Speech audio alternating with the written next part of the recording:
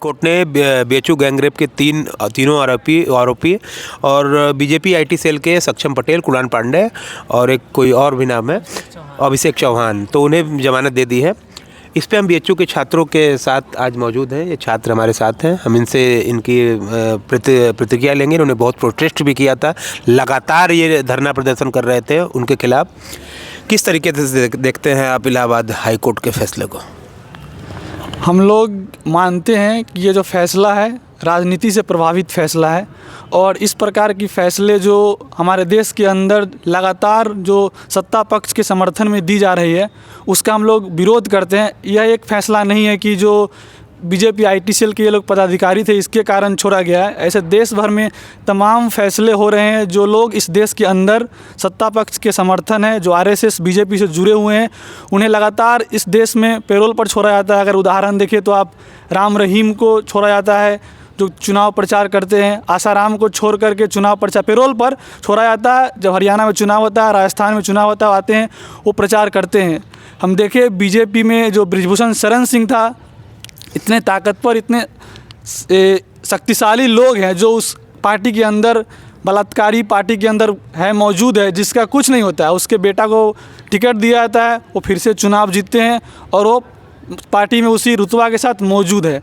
तो यह पूर्ण रूप से एक राजनीति से प्रभावित फैसला है और इस फैसला का हम विरोध करते हैं। और हम इस चीज़ को मानते हैं कि जो घटना हुआ था उसमें जो महिला है, जो स्टूडेंट है आईआईटी बीएचयू की, उसने अपना बयान दिया है कि उसके साथ जो है गन पॉइंट पे जो है हैरेसमेंट हुआ था, रेप हुआ था। और वो घटना पूर्ण रूप से जो पिछले साल नवंबर में हुई थी, नवंबर में घटना हुई थी। ये घटना 1 नवंबर 2023 की है और उस घटना के विरोध में हम लोगों ने 3 दिन तक लंका गेट को जाम किया था। और उसके बाद जब पता चला कि लोगों को, ये जो यहाँ पर कैंपस में जो एबीवीपी के लोग हैं, जब उसे पता चला कि ये जो बीजेपी आईटी सेल के पदाधिकारी हैं, तो उन्होंने अपने आका जो बीजेपी के कुछ अपर लेवल के लीडर से उसके साथ मीटिंग किया।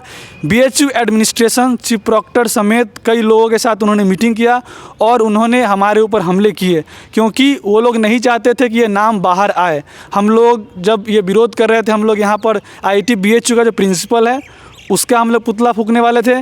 नरेंद्र मोदी, उसके बाद योगी आदित्यनाथ, सुधीर जैन जो यहाँ पर वाइस चांसलर हैं, सबका हम लोग पुतला फूंकने वाले थे, क्योंकि हम मानते थे कि अगर वो लोग चाहेंगे तो जो आरोपी है उसका नाम सामने आ जाएगा।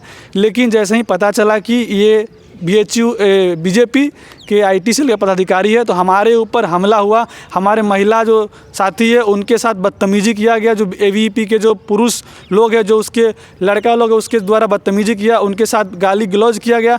और ऊपर से हमारे उस समय जो वहाँ का एएसपी जो था प्रवीण सिंह, वो प्रवीण सिंह ने हमारे ऊपर फर्जी SC/ST एक्ट, मतलब कि जो लोग थे एबीवीपी के लोग के साथ मिलकर प्रवीण सिंह ने फर्जी SC/ST एक्ट लगाकर हमारे ऊपर मुकदमे दर्ज किए।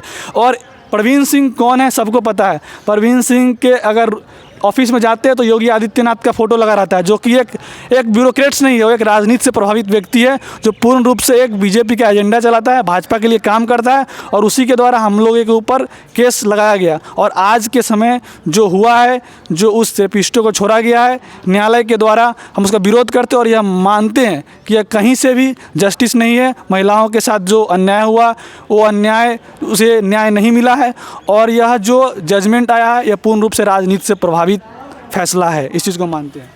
न्यायपालिका को सरकार ने हाईजैक कर लिया है। हाँ, इंग्लिश में बोल सकती हूँ। हाँ, तो we can see how the both executive and judiciary, which are suppose to be independent institutions, are working together to in one sense to suppress any kind of dissent, right?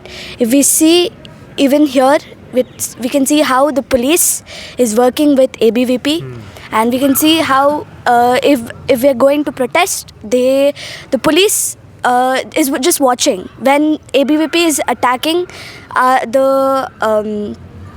girls who were protesting, the police is just standing and watching. So yes, in one sense you are right. Justice और judgement क्या है? Justice है या judgement है Allahabad high court का? सिर्फ judgement है, क्योंकि यहाँ I can't see any justice because all three perpetrators are outside, and like where is the justice? It doesn't seem like, it feels like we say that law is supposed to be blind, like it has a blindfold. It has to be equal for everybody, but we can see here that it is biased towards one side. किस तरह देखते हैं आप इस फैसले को?